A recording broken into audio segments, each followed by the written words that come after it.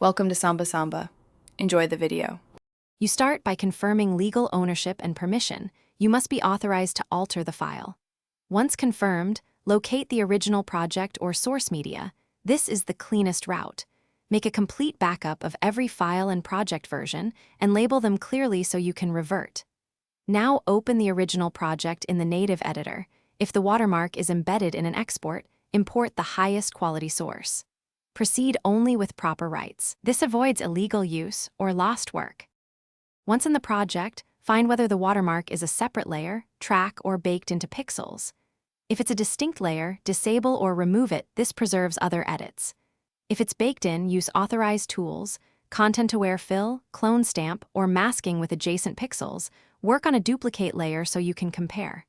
Make conservative, blended edits to avoid obvious patching and check edges at full resolution.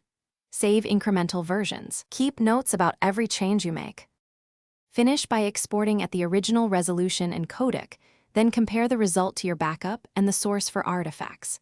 If the watermark still appears, don't guess. Contact the content provider or owner to request a watermark-free license or the original asset.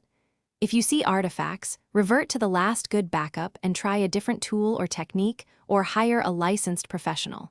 One tip: if edits break the image, step back to a prior save and work in smaller sections to avoid compounding errors. Thanks for watching. Consider subscribing if we helped you.